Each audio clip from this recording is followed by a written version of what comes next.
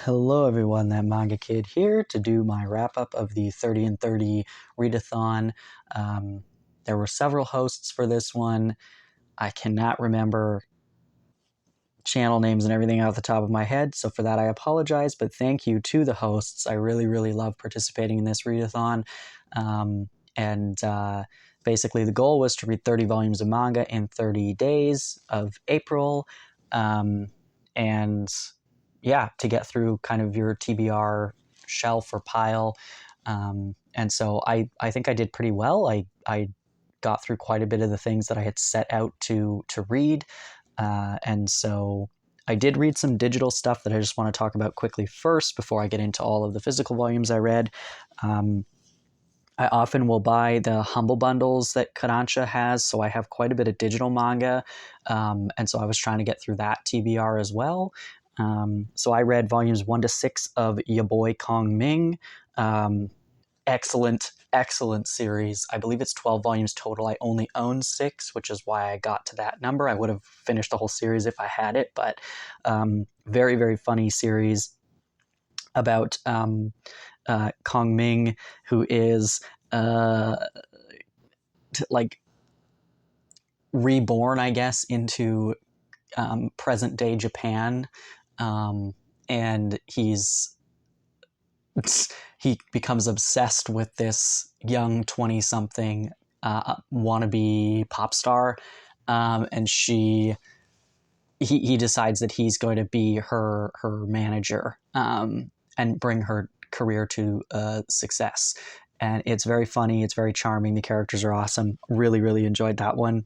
Then I read volumes 1 to 6 of Your Lie in April. This is a story I've watched the anime for several times, and just never got around to the manga. I do own all of it. I just didn't finish it yet. I started reading it closer to the end of the month, and so I didn't get a chance to finish the 11 volumes in total, but I've already continued reading further. Beautiful music related series about grief and loss and friendship and trauma. It's lovely. If you've not consumed it in any way, I highly recommend it. And then I keep up with stuff on the Shonen Jump app. So I read the Hell's Paradise new one-shot chapter that came out in April. I read Kubo Won't Let Me Be Invisible, volumes 3 to 6. Again, there's a chunk on the app that's missing. So they only have up to the end of volume 6, and then volume 7, I guess, or so is missing. I would have probably blown through the whole series if it was there, but I got as far as I could with that. Really cute romance comedy slice of life sort of series. I stay up to date with Chainsaw Man Kaiju number 8, the Ichinose family Deadly Sins, and Beat and Motion. So I've been reading those and staying up to date with those. So whatever chapters came out in April, I was reading them. There's probably a couple other things on the app I was reading that I forgot to write down, but yeah, that's kind of the main digital stuff that I consumed quite a bit of in the month of April. But now I will get into the physical stuff.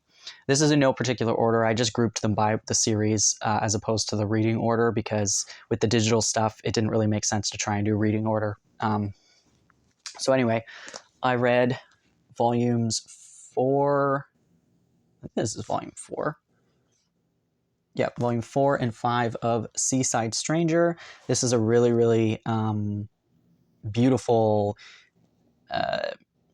boys love series about these two young men who are kind of in different, they're emotionally struggling sort of state of their lives, and they, in this sort of area of the series, they are living back with his family, and so there's a lot of trials and tribulations that come along with, returning back to where you kind of came from, and dealing with homophobic views and confusion and discomfort around, a child or sibling or neighbor or whatever, coworker being gay.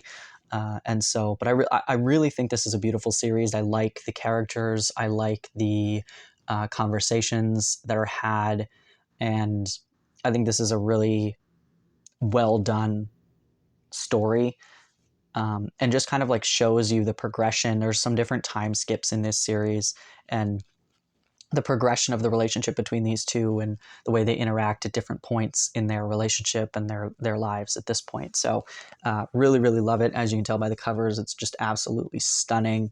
And I can't wait to read more of this when I get my hands on it for sure. Next up, I started a new series, Imokoi. This I read 4 volumes of. I read them all in a row. It was a really good read. This is a newer shoujo series being published by Viz in the Shoujo Beat line, and it's a very fun, ridiculous series. I will do a first impressions of this on my channel, so I'll go into more detail there. But honestly, I've been, I don't know, disinterested in a lot of the new shoujo stuff that's coming out. I love shoujo, but there's certain things I'm not interested in that, a lot of the series that are coming out in the moment focus really heavily on like social media, on idols and that sort of culture. And I don't care about social media. I do not care about idols. And I'm not super interested in reading stuff about that sort of thing. And so there's been quite a few series recently that have that as part of the premise. And when I saw Imokoi, I was like, I really like the art. The characters look cute. It looks funny. And I greatly, greatly enjoyed it. I think that it is pretty good so far. Next up, this volume came in during the month. I wasn't expecting it, but I guess I pre-ordered it at one point. Box of Light, Volume 2. This series has a lot of mixed reviews, actually, from what I've seen. Like, people really didn't love the first volume so much. I really did. I loved it enough that I clearly pre-ordered Volume 2. This is a series about this convenience store that is located between life and death. And it's about the employees. It's about the people that show up in the store who are on the brink of death. And it's kind of slice of life-esque. It's obviously got some supernatural elements to it. I really like the artwork and I really like the characters. And yeah, this continued to be a really good volume. I think we got a little bit more context and backstory to this world. And yeah, I'm excited for another volume of this. I think that it's a really different series for sure. Next up, I read volume 11 of Flying Witch. I love Flying Witch. We get 1 volume like every year or so it's a long wait in between them. But when it comes, I'm always very excited.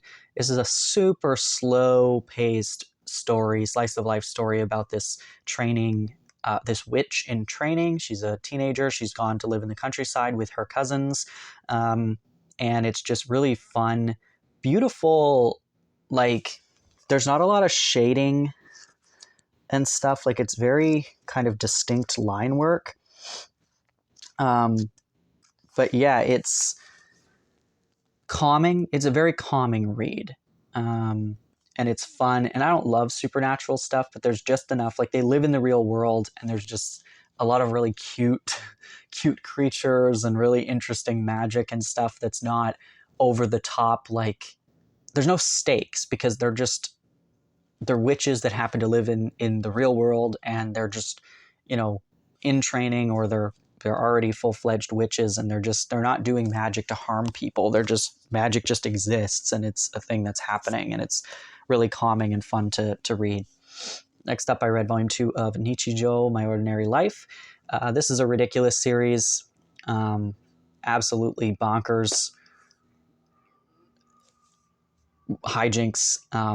Definitely not something that I'm binge reading. I'm just kind of reading the volume at a time as I kind of go through it. But yeah, it's just kind of wacky hijinks. Lots of fun though. Then I read volume 1 of Canis, Dear Hatter. This is the sequel to Canis, Dear Mr. Rain. I do have volume 2. I just didn't get around to reading it. Beautiful artwork, as you can tell. This one kind of progresses the dynamic between our Hatter and the young man he found in the rain in the original volume.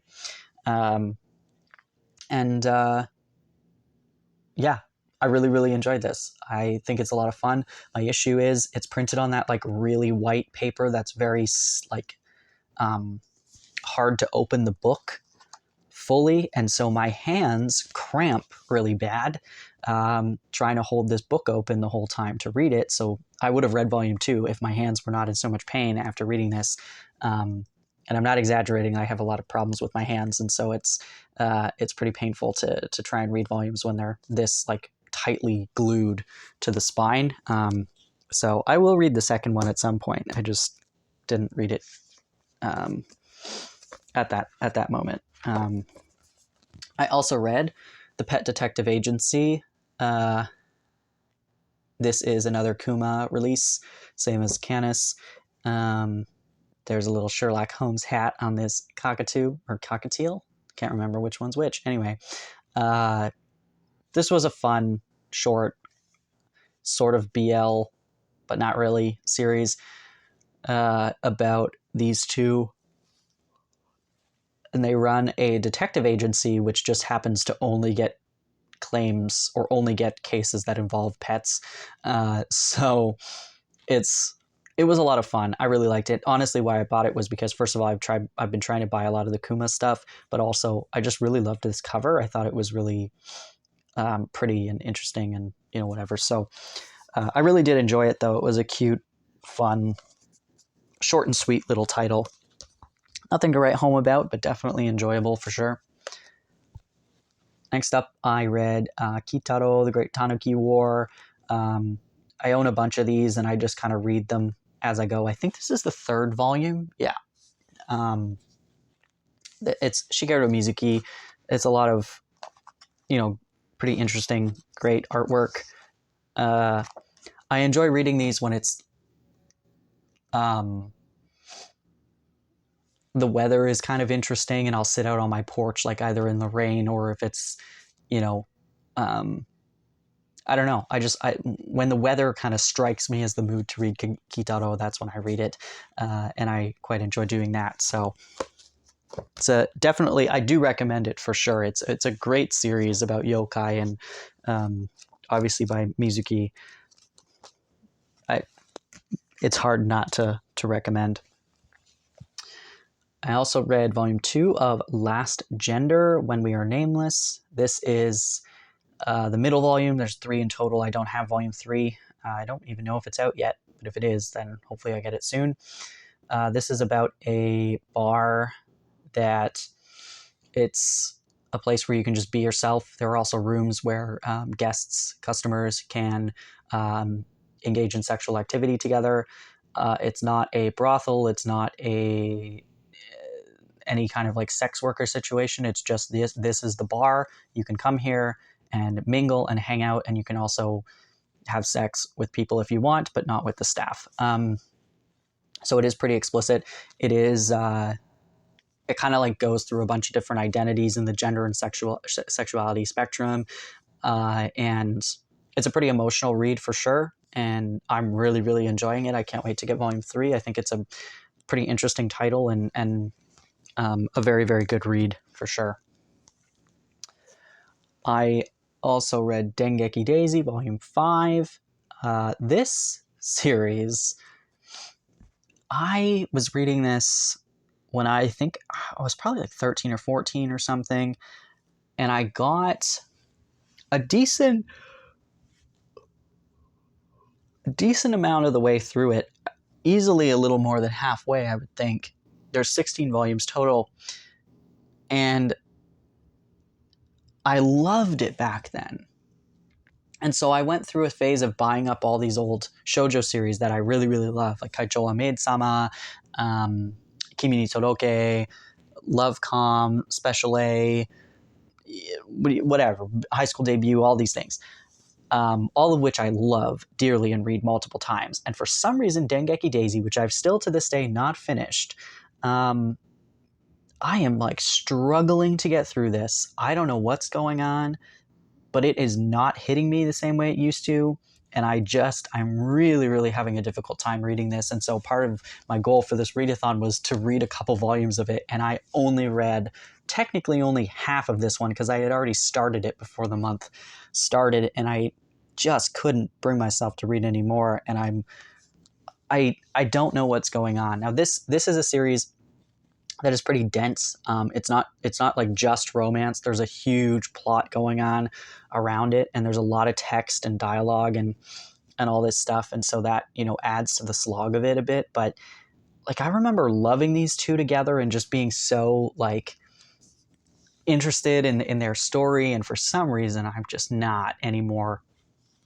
And I don't hate them as characters. I actually still like the characters a lot, but something about this story I'm just really having a difficult time with, and it's unfortunate because every single other shoujo series that I loved back then that I have now, I just can't get enough of. I reread it all the time, but this one I haven't even finished it, and I feel like guilty that I've not even finished reading this one. But so all that to say, I got through technically half of that volume in the month of April. Onto a shoujo series that was not a slog to get through. I continued reading Kimi ni todoke. So I read... Now, it was my goal in 2022 to read the series because I had finished it, and then I purchased all the volumes because I had been reading it from my library. I read the volume 30, finished the series, loved it, and went, well, I'm going to reread it now because I had been reading it for like 8 years as the volumes were coming out. And so I decided I was going to reread it in 2022. I read like 14 volumes or something, and then for some reason stalled out a bit. So for this readathon, I was like, I am going to read Kimi ni todoke. And it's just amazing. This is one of the... I mean, it's 30 volumes for a reason. You don't get to 30 volumes, you know, being horribly written and whatever. The characters are so charming. The romance is adorable. The artwork just continues to improve throughout the series, and like such a compelling story about these friends and their relationships, and it's so beautiful. And I've already started crying because we're getting close. I didn't finish the series. There's 30 volumes, so I read up to 24, which I'm very happy with.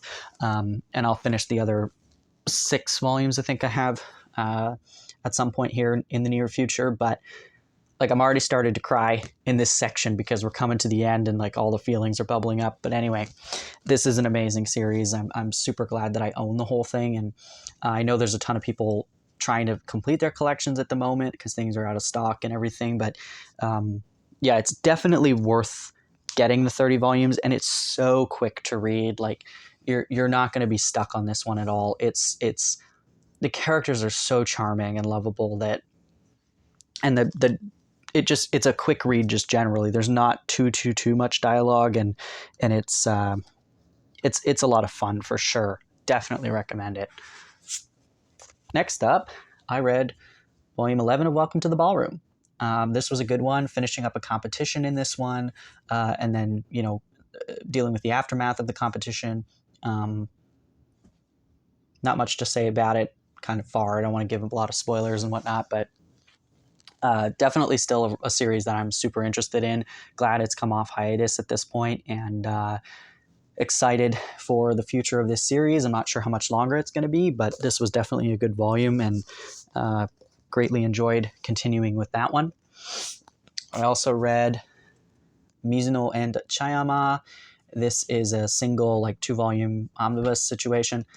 I enjoyed this. It was very different than what I was expecting it to be, but I will definitely have a review on my channel of this one at some point in the near future, because I have thoughts and want to talk about them. And yeah, but all in all, I enjoyed it. The artwork is pretty stunning. I really enjoyed the artwork and the character designs for sure. Next up, shockingly, to nobody, Shonen Note volumes 1 and 2, probably one of my favorite reads so far this year, and I cannot wait to get my hands on more of it. This is a Yuki Kamatani work, same as Our Dreams at Dusk. And yeah, it's about a young boy on the cusp of puberty. He is currently still a soprano in the choir, and obviously that is not going to last forever.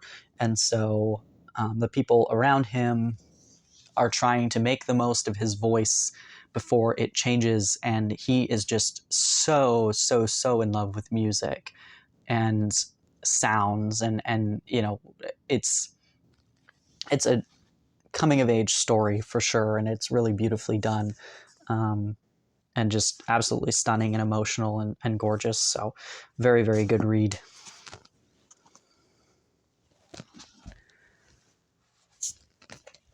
I also read Guyabano Holiday by Panpanya. This was very good.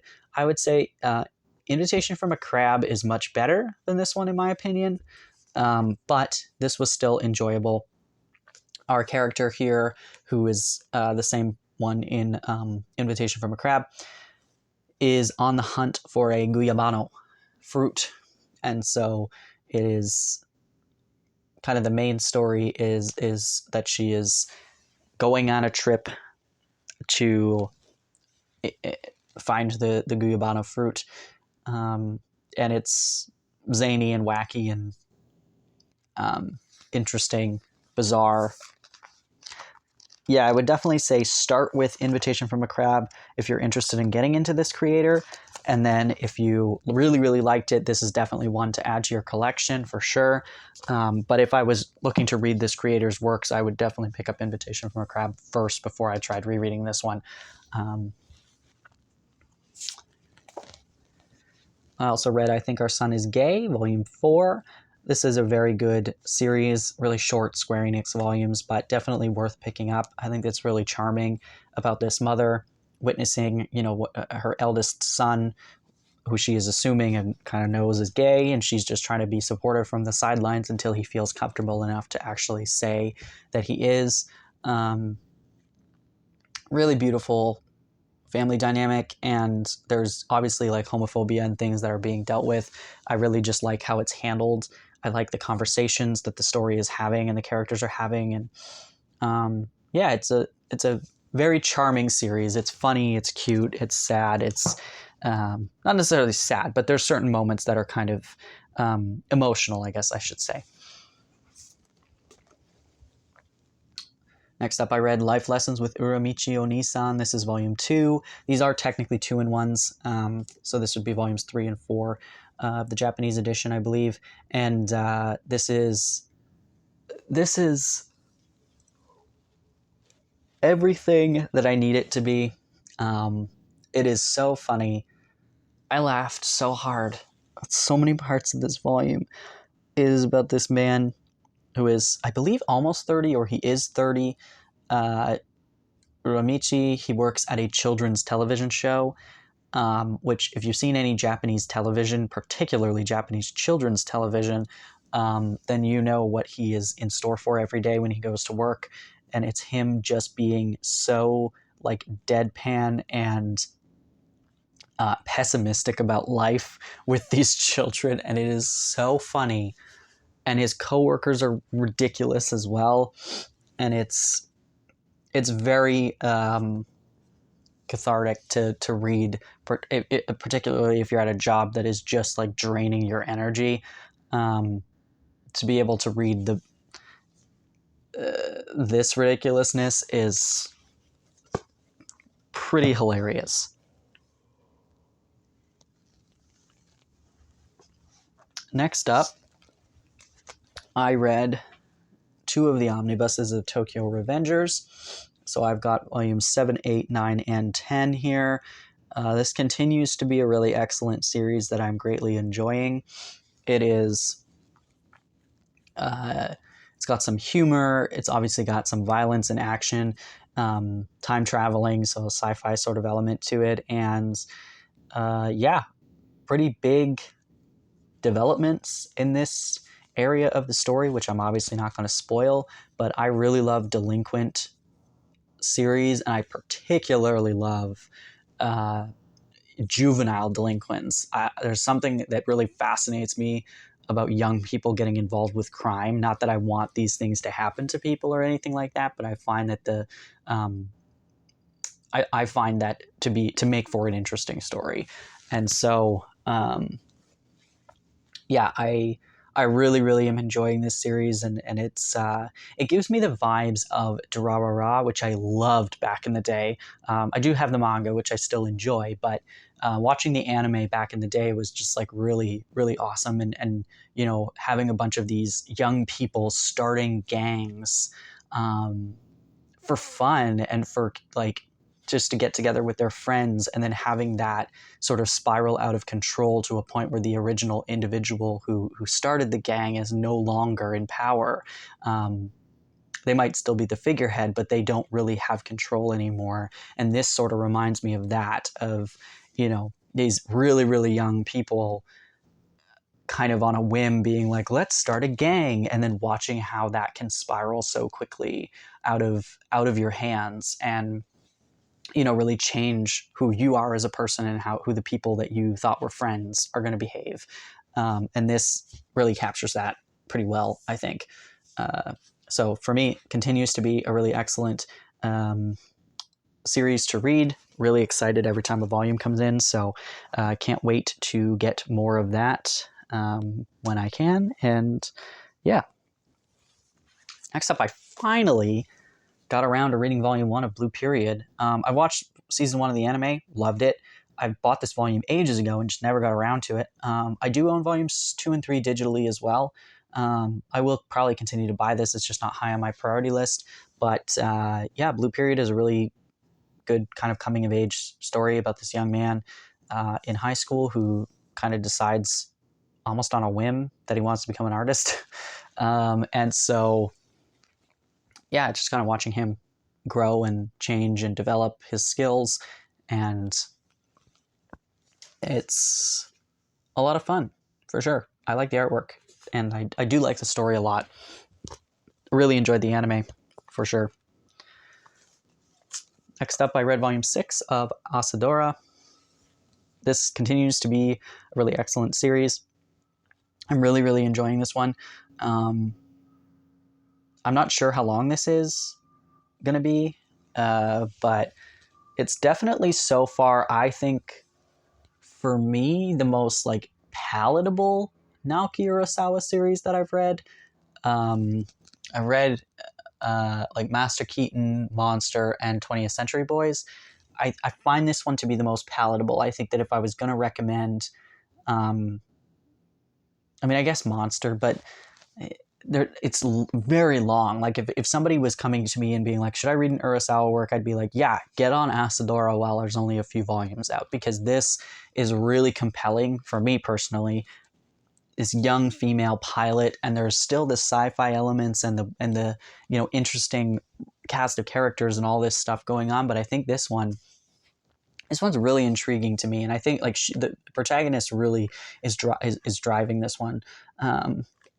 Absolutely, but I'm really enjoying it, and I love these releases. I think that the colors just really pop, and it's I really love it. I'm really enjoying it, for sure. Next up, I read, this is a manhwa. It's called Bad Friends. This is the same creator as, oh God, what is it? 19, which I bought and read several months ago now. Really enjoyed. This one is about these young, well, one particular, but it kind of follows a couple of them, young teenage girls, and just kind of dealing with some not ideal home situations, not ideal friend situations, some you know, sex work sort of situations, and drugs and things like that, homelessness and that sort of thing. Really, really well done. Same as 19, like dealing with a lot of those themes. And yeah, it's an excellent read, for sure, if you're able to handle that sort of thing.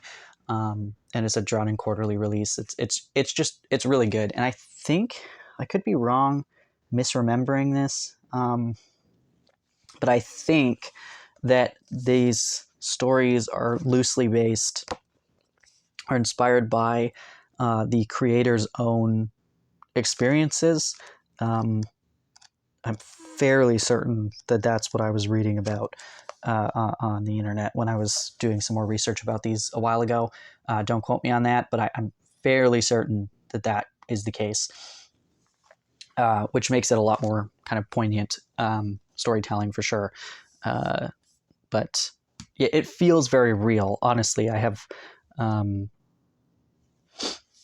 There are some things that I can connect with from people in my life that, you know, have gone through certain things that are kind of depicted in here that, you know, it does feel very raw and very emotional and very like the person who's writing it either went through it themselves or has been in the orbit of somebody who has.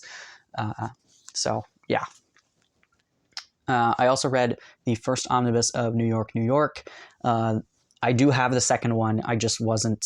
I don't think that you're supposed to cram both of these volumes into one sitting. You got to kind of sit with this for a little bit. This is a Boys Love Yaoi series from, I believe, the 90s. It's set in, I think it's the 80s in New York.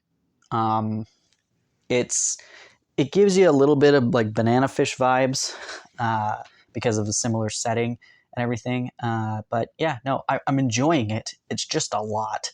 It is like melodrama to the extreme, which is fine and what I expected. But yeah, I really enjoyed reading this first volume. I've had this on my shelf forever, so I am glad that I got through this one. And I did recently buy volume 2, so I am excited to read that one as well at some point soon. But yeah, this was one that was been on my TBR for a while, and glad to have gotten through it.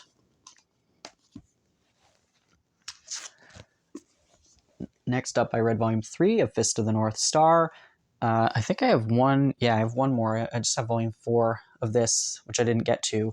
I think this was the last thing that I read for the readathon. It was just a quick read to kind of get through. I did want to read at least one volume because, again, I've had these on my shelf for a while. I do like Fist of the North Star. It's, you know, ridiculousness, action, violence, gore, women. Like it's a classic, and it's something I'm interested in. I think that these releases are really beautiful, and I am hoping to collect the whole series. Do I think that this is the most amazing thing that's ever been written? No. Do I think this is the thing that I will enjoy the most in my manga reading career? No. But I do respect this series and acknowledge its importance in manga in general, and I love the artwork, and it's, even though I've not consumed this series before, it has a nostalgic feel to it because of the time period it was from, and I've, you know, consumed other series from the time that this was written, and you can see how different series were influencing each other and whatever. But yeah, it's definitely something that, you know, I am happy that we're getting in English, and I am, you know, happy to pick it up when there's a sale and when I'm able to grab a couple volumes at a time. But yeah, I read volume 3, enjoyed it, had a good time. And finally, the only other thing that I read this month, or in the month of April, was volume 3 of Captain Harlock, the classic collection. This one, again, been on my TBR for a while because I read the other 2. Yeah, this was a really good finale to the series, and I will definitely do a review of this series again at some point soon. But I love the space opera vibe of it, and I like the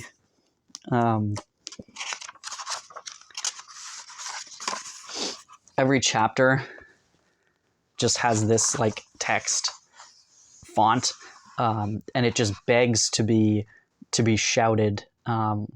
And so every time I get to a new chapter, I just shout, "Captain Harlock!" And, you know, my sister would be like, "Oh, I wonder what you're reading over there." So anyway, yeah, I enjoy it. It's a lot of fun. I think Queen Emeraldus is my favorite so far, but Captain Harlock is pretty good. I've been trying to read Space Battleship Yamato, struggling to get through that one, but yeah. So anyway, I got through quite a bit of stuff on my TBR. There's a few things that I didn't get to. Obviously, can't expect to get through absolutely everything, But I am pretty happy with what I did get through. Honestly, I have no idea how many volumes I read, and I'm too lazy to do math now, so I won't tell you how many I read. If you want to count, by all means. But thank you for watching. Thank you again to the hosts of the readathon. Always a pleasure to participate. And I had a lot of fun, got a lot read, and really, really enjoyed my time. So thanks again.